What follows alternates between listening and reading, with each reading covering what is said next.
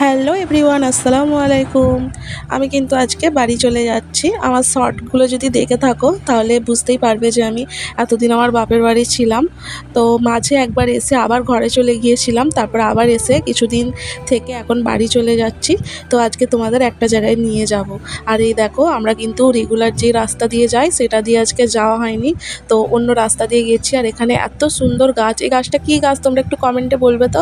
আর এই দেখো, এটা হলো কারোর স্বপ্নের বাড়ি। আর এখানে দেখো, এখানে এসেছি। এটা কি তোমরা চিনতে পারছো? এটা কোথায় বলো তো?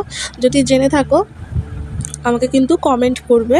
এটা হলো একটা আইসক্রিম পার্লার, কি বলে জানি না, পার্লারই বলে মনে হয়। তো এখানে আমি, আমার মেয়ে আর আমার হাজব্যান্ড গিয়েছিলাম আইসক্রিম খেতে। তো এটা আমাদের বাড়ির একটা স্টপেজ আগেই পড়ে, একটা কি দুটো স্টপেজ আগে। তো আমি তো বাপের বাড়ি থেকে বেরোনোর আগে আমার মেয়ের সামনে বলে ফেলেছি যে আইসক্রিম খেতে যাব। তো ও আর্ধেক রাস্তায় ঘুমিয়ে পড়েছিল। আর যেই ওকে বলা হয়েছে চলো আইসক্রিম খেতে ঢুকবো, ও তো মানে ঘুম ছেড়ে দৌড়নোর ওর ইচ্ছা, বলছে কোথায় মা, এর ভেতরে। ও দেখে মানে খুবই খুশি হয়েছে। আর বাচ্চাদের খুশিতেই তো মা বাপের খুশি, তাই না? তো আমরা যখন খুশি হতাম আমার বাবা মা খুব খুশি হতো, তো এখন নিজে সেটা ফিল করতে পারি। আর এই দেখো, এখানে কিন্তু ডেকোরেশনগুলো খুব সুন্দর, মানে এত ভালো ডেকোরেশন করেছে। এখানে মনে হয় প্রায় লোক ভিডিও করার জন্যই আসে। কেন বলো তো, আইসক্রিমের টেস্ট কিন্তু ততটা ভালো না যতটা খেয়ে দেখলাম। আমার হাজবেন্ডের তো একদমই পছন্দ হয়নি। আর ওনার সবচেয়ে ফেভারিট আইসক্রিম হলো অরুণ আইসক্রিম। আর আমাদের মা মেয়েকে দুজনকে বসিয়ে রেখে উনি গেছে আইসক্রিম আনতে। এই দেখো, এসে গেছে আমার হিরো। তো এখানে আইসক্রিমটা নিয়ে এলো। তো দু রকম ফ্লেভার নিয়ে এসেছিলো, আমি একই নিতে বলেছিলাম।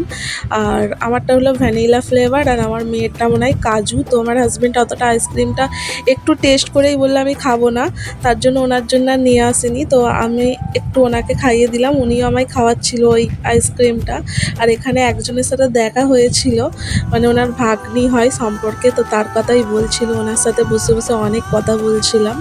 তো উনি না ঘরে এইরকম সময় পায়নি, যেহেতু আমাদের দোকান তোমরা সবাই জানো, মানে আমার মিনি ভ্লগ যারা দেখে তারা জানবে যে আমার হাজব্যান্ডের হোটেল। তো তার জন্য আর কি উনি সময় পায় না। তো যখন যতটুকু সময় পায় আমার সাথে সারাদিন উনি অনেক কথা বলে। আর এখানে ওনাকে টেস্ট করালাম, দেখবে রিয়াকশানটা, বলছে একটুও ভালো না। যাই হোক, ওনার ভালো লাগেনি, ঘরে এসে আবার আইসক্রিম কিনে খেয়েছে উনি। আর এখানে আমিও খাচ্ছিলাম। তারপরে দেখো, হাতটা একটু ধুতে গেলাম। আর এখানে আয়নাটাও খুব সুন্দর ডেকোরেশন করা, তাই একটু ছবি তুলছিলাম, কিছু ফটো তুললাম। তারপরে হাজব্যান্ডকে ডাকলাম, ডেকে আমি, আমার বাবু আর হাজব্যান্ড তিনজন মিলে অনেক কটা পিক তুলেছিলাম। আর এখানে দেখো, এগুলো ঠিকও করে নিচ্ছি, কারণ গাড়ি করে এসেছি তো, আর নাকাবটা উড়ে গিয়েছিল, তার জন্য ঘেঁটে গিয়েছে। আর এই দেখো, ঢুকেছি বিকালবেলায় আর বেরিয়েছি সন্ধ্যেবেলায় এই পার্লারটায়। তারপরে এটা হলো মানে সন্ধ্যাবেলার সিনটা কত সুন্দর দেখাচ্ছে। আর ততক্ষণ আমরা লক্ষ্যই করিনি এর কিন্তু অপোজিটে আছে একটা শ্মশান। তো হাজব্যান্ড দেখেই বলছে তাড়াতাড়ি এখান থেকে চলো, আমি তো আগে লক্ষ্যই করিনি যে পাশে শ্মশান।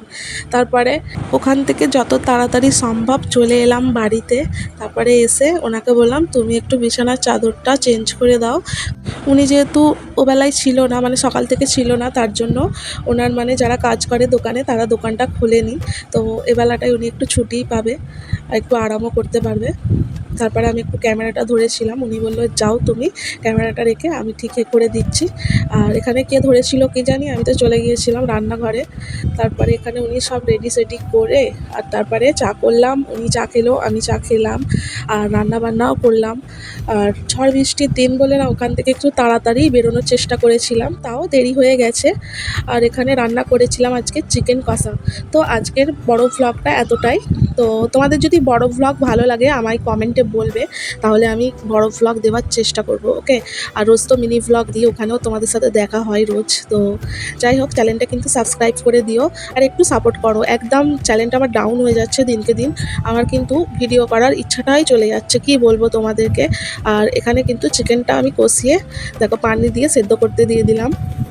এখন কিছুক্ষণ চাপা দিয়ে চলে গিয়েছিলাম, তারপরে মেয়েকে খাওয়ালাম, মেয়ের জন্য পায়েস করেছিলাম। আর আরও কাজ ছিল জানো তো, টুকিটাকি অনেকই কাজ, নিজের সংসার যেহেতু। আর এখানে ডালও করে নিয়েছিলাম। ওকে বাই, পরের